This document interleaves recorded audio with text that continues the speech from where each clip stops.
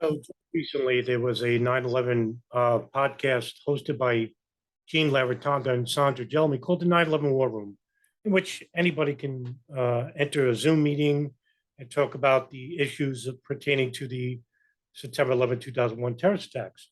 Um, I do watch these shows from time to time. Some of them are, basically talking about activism, and I'm not really interested in that. But in this one specific episode, Barbara Honegger talks about certain issues. One was relating to special council headed by China and Russia regarding UN Security Council 9118, I think, regarding Afghanistan, the U.S. Handling or mishandling of Afghanistan. What I want to show you is basically Barbara Honegger talking about a certain aspect of it. And so I'm just going to make myself a little bigger here. Let's see what she has to say. The ambassador from China who is working with Russia. And I don't know if you're aware of it, but the spokesperson, the publicist for the Chinese Foreign Ministry office, foreign minister, recently put out a collage, which is not even a thinly veiled statement that the US government is the real perpetrator, or elements in the government, military and industrial, and the executive branch, did 9/11. Not just had foreknowledge and covered it up, but did it. Boy, all right, let's see. I mean, this is a 2 hour video. It's actually 2 hours, 20 minutes. I just got finished watching it. And at no point at all, and I'm going to link the video to the description so you can watch it. At no point did they ever make any thinly veiled statements that the United States government or the military industrial complex orchestrated and planned the events of September 11, 2001. I don't know why Honegger said this, but at no point in this video did they even make any clues or give any statements referring to it. Now, they did talk about the United States mishandling of Afghanistan in response to the September 11th attacks.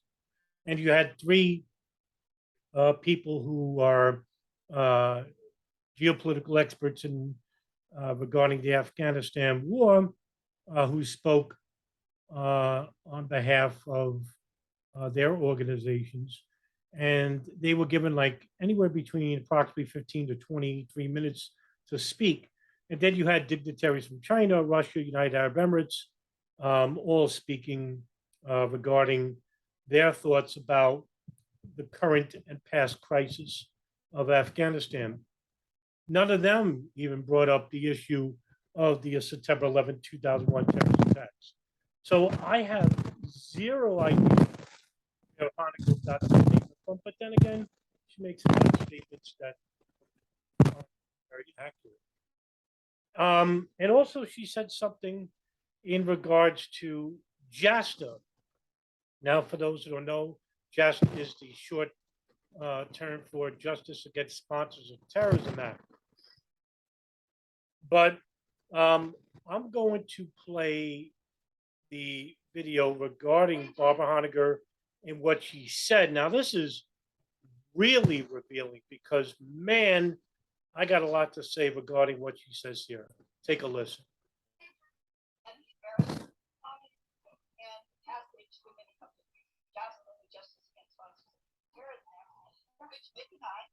And former Senator Mike Gravel were absolutely centrally instrumental the last thing I want to mention is, if we really wanted to make international aid, there are two other things I'm going to mention. If we really wanted to get international attention, we would use JASTA to sue Israel. Yeah, I'm going to stop it there. Oh wow. Oh, so I'm sorry. It still catches me off guard. Anyway, a little bit about JASTA.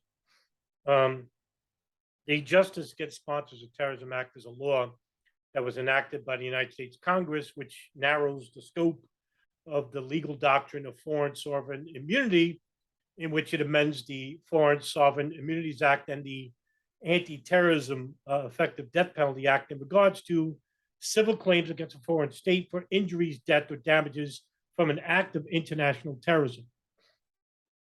Now, in regards to Saudi Arabia, and I'll read it from the Congress.gov about Justice Against Sponsors of Terrorism Act, in which it says, quote, the practical effect of the legislation was to allow the continuation of a longstanding civil lawsuit brought by families of victims of September 11 attacks against Saudi Arabia for its government's alleged role in the attacks, though the law does not mention Saudi Arabia by name. Now, I hear this from time to time that Barbara Honegger and Mike Gravel was central to the 28 pages. No, they weren't actually. In regards to that, in March of 2017, 1,500 members, injured survivors, and about like 800 family members of the 9/11 victims filed a lawsuit against the Kingdom of Saudi Arabia with the help of Creedler, Motley Rice. And then you had senators, I want to say Chuck Schumer and Peter King and Gerald Nadler and Josh Earnest, who's the White House press secretary, who announced that the JUST Act was a concern to the United States. It was a lot of there was a couple of senators that were really the force behind the 28 pages, and none of them mentioned Barbara Honegger. In fact, trying to think of the senators that were really behind that. I know Bob Graham was one, but I forgot the other two that were actually behind it, and they were like, I think it was Harry something. I'm sorry, I forgot the names. But yeah, Barbara Honegger wasn't behind that, and I don't know what she's talking about there, so I'm going to leave it be. And in regards to, by the way, the 28 pages were, for those who don't know, 28 pages refers to the final section of the joint inquiry into intelligence community activities before and after the terrorist attacks of September 11, 2001, which was conducted by the House and Senate Select Committees that were headed by Bob Graham and Porter Goss. And that the 28 pages were referring to the final pages of the report in which it was redacted. And through the help of those senators, I can't really think, I can't remember their names, in which Pat Roberts and Jay Rockefeller and Bob Graham, they were all part of that committee, saw the pages and said that, you know, there was alarming names regarding Saudi government dignitaries that were involved with financing two Al-Qaeda operatives inside the United States, which became later 3 and 4, which was Khalid al-Madar and Nawaf al-Hazmi, Hani Hanjour. And so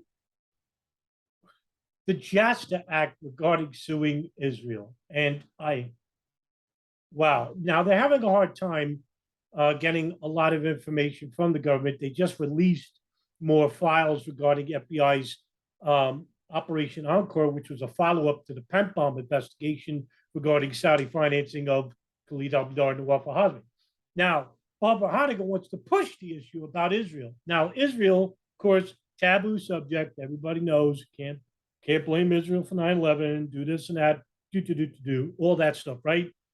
And you have all these anti-Semites coming out of the woodwork, like Christopher Bolin, you know, Rebecca Roth, and all these people who basically just, you know, blame Israel for 9/11, and that's all they blame. They blame Israel, George Bush, all this stuff, right? So they put all these crazy conspiracies, and they just destroy whatever real evidence that we have regarding foreknowledge. We don't have any complicity with Israel in 9/11, not yet anyway. If there is any, maybe there isn't. But, you know, there's careful researchers out there who are trying their very best to try and get, you know, pertinent information, information declassified showing that, hey, maybe these moving front companies like Urban Moving Systems were basically moving, they were moving companies, but they were basically fronts for Israeli signals intelligence, even human intelligence, monitoring the 9/11 operators inside. Now, if you want some additional information on that, go to the Gerald Shea memo PDF. I did a couple of videos about that. You can watch those. Just put in Gerald Shea in the search bar. It comes right up. Now, regarding using JASTA to sue Israel, sue them for what? For what? You don't have any information regarding Israel committing these attacks. You don't have any direct information showing that they were on these planes, hijacking these planes. That's ridiculous. Now, what you may have at your disposal is foreknowledge. And if you look at the FBI redacted reports and find, and I wrote a whole article putting them in chronological order and adding some additional information on top of it, you may have foreknowledge of the events, but that's about it. Regarding complicity, there is none. So what I think is the danger here is that you want to rush Israel in this JASTA Act that she wants to propose. You know what's going to happen? It's going to happen just like April Gallup. And Barbara Honegger was behind that too, in which, no plane hit the Pentagon, in which Barbara Honegger thinks it's swap planes, a drone plane didn't hit the Pentagon, hit the heliport. I mean, this is not true. And basically, Flight 77 did crash to the Pentagon and basically was hijacked. Which she wants to say that, we could use the JASTA Act to sue Israel for their complicity in killing American civilians. How are you going to do that? You're going to rush this information and just basically fabricate it and use it as a civil lawsuit. Well, that's what happened with April Gallup. April Gallup basically sued the United States government for their complicity in allowing these attacks to happen. Not only that, she amended the lawsuit in 2011. Honegger was behind this too, to basically sue who? American Airlines and Osama bin Laden. Because according to April Gallup, she says, well, if the other theories are true, I'm still a victim. You know what the judge did? She threw it out. He threw it out, called it a frivolous lawsuit because it was. And you know what happened? He sued her lawyers. So now anybody who wants to bring up that type of lawsuit is basically going to be seen as a crackpot and nobody's going to be taken seriously. And guess what? Your case is going to be ruined and nobody's going to be linked to those cases. Is that what Honegger's trying to do here? I don't know. I'm not saying she's doing this on purpose, but you guys got to start thinking, hey, wait a minute. She's behind some of these very questionable things regarding 9/11. And now she's trying to undermine the one area that we're desperately trying to be careful with, show more information about Israeli, maybe even foreknowledge, maybe even deeper foreknowledge, maybe even having a mole within the Hamburg cell. But this is all going to go out the window if she does this. And so that's my only complaint. And so I'll leave it at that. Guys, have a good afternoon, rest of your day. See you at the next video.